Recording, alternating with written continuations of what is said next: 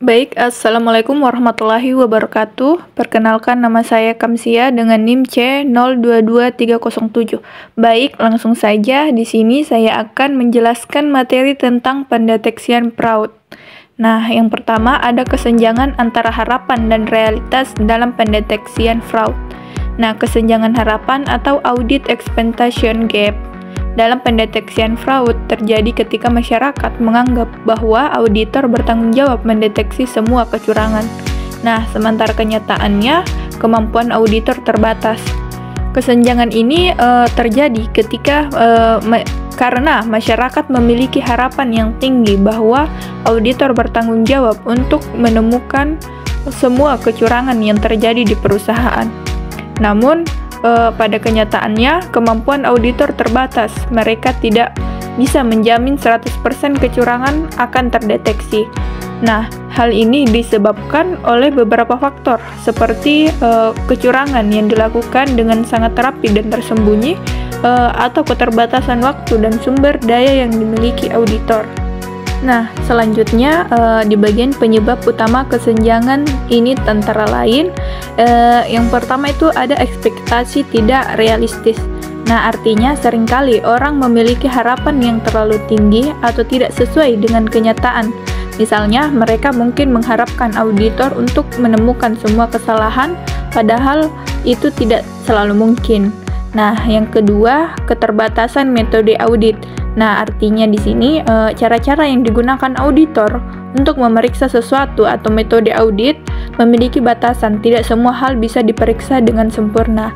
Nah, poin ketiga, peran auditor yang ambigu. Artinya kadang-kadang tidak jelas apa sebenarnya tugas dan tanggung jawab auditor. Nah, hal ini menyebabkan kebingungan dan perbedaan pendapat tentang apa yang seharusnya mereka lakukan. Nah, di bagian selanjutnya ada standar audit dalam metode pendeteksian fraud.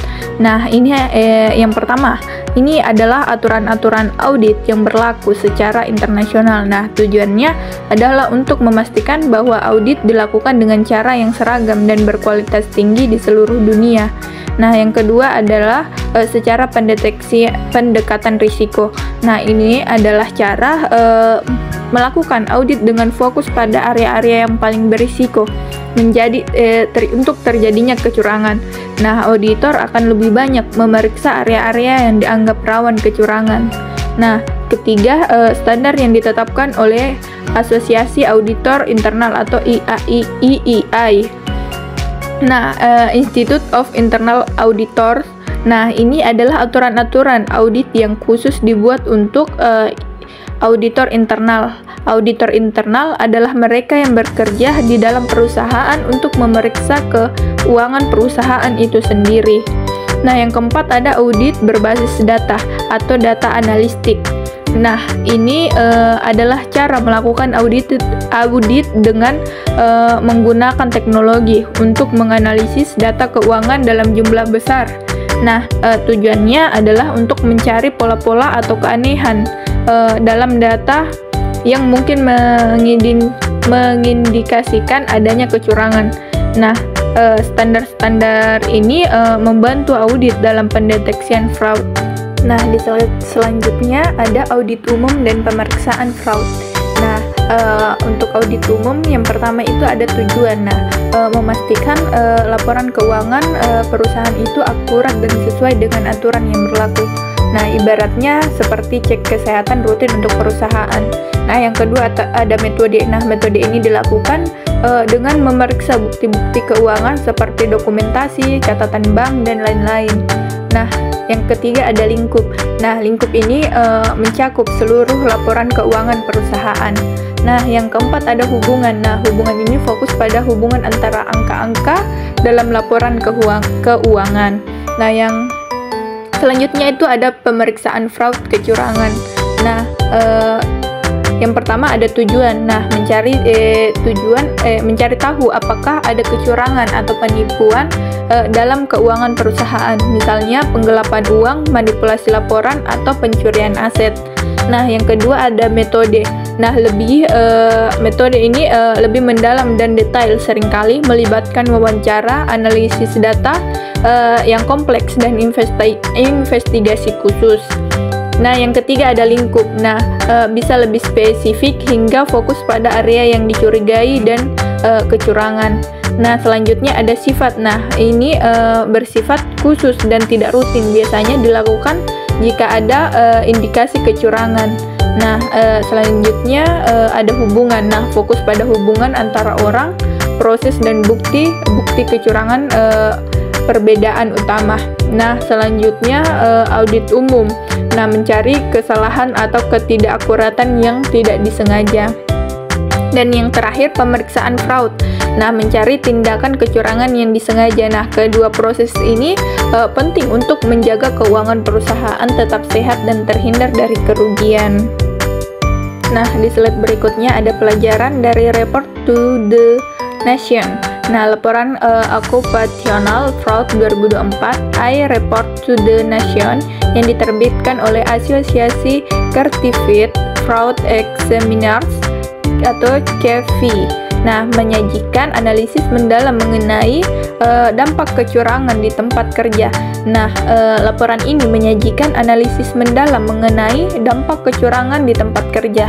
Nah, ini berarti laporan tersebut berisi data dan temuan terkait berbagai jenis kecurangan yang terjadi di lingkungan profesional serta dampak terhadap organisasi dan individu. Nah, tujuannya report to the Nation bertujuan untuk memberikan wawasan kepada para profesional organisasi dan pemangku kepentingan lainnya mengenai tren dan pola kecurangan di tempat kerja. Nah, informasi ini dapat digunakan untuk mengembangkan strategi pencegahan dan deteksi kecurangan yang lebih efektif. Nah, di slide terakhir ada laporan Asosiasi Certified Fraud Examiners atau ACFA. Nah, 2024 mengungkapkan temuan kritis. Nah, laporan ini berisi temuan-temuan penting terkait kecurangan atau penipuan yang terjadi di berbagai organisasi. Atau ACFA adalah organisasi internasional yang anggotanya adalah para ahli dalam mendeteksi dan mencegah kecurangan. Nah, di setiap beberapa tahun mereka membuat laporan berdasarkan data berbagai kasus kecurangan yang terjadi di seluruh dunia. Nah, yang poin pentingnya itu yang pertama ada whistleblowing efektif. Nah, whistleblowing itu artinya melaporkan tindakan kecurangan oleh orang dalam yang biasanya dilakukan oleh karyawan. Nah, laporan ini menunjukkan bahwa cara ini sangat efektif untuk mengungkapkan kecurangan. Jadi, kalau ada orang yang berani melaporkan kecurangan, kemungkinan besar kecurangan itu akan terungkap. Nah, yang kedua ada peran pengendalian internal. Nah, pengendalian internal ini seperti sistem pengamanan dalam sebuah organisasi. Nah, tujuannya untuk mencegah dan mendeteksi kecurangan. Nah, laporan ini menegaskan bahwa sistem pengendalian internal yang baik sangat penting untuk mencegah terjadinya kecurangan. Nah, yang terakhir itu ada fraud skema sederhana dominan. Nah, fraud skema sederhana artinya jenis-jenis kecurangan yang dilakukan itu biasanya tidak terlalu rumit. Nah, contohnya seperti penggelapan uang kecil-kecilan, pemalsuan laporan keuangan sederhana, dan lain-lain. Nah, laporan ini menunjukkan bahwa meskipun ada kecurangan yang rumit, kebanyakan kecurangan yang terjadi itu justru sederhana. Nah, terima kasih. Itu saja penjelasan tentang materi prediksi fraud yang sempat saya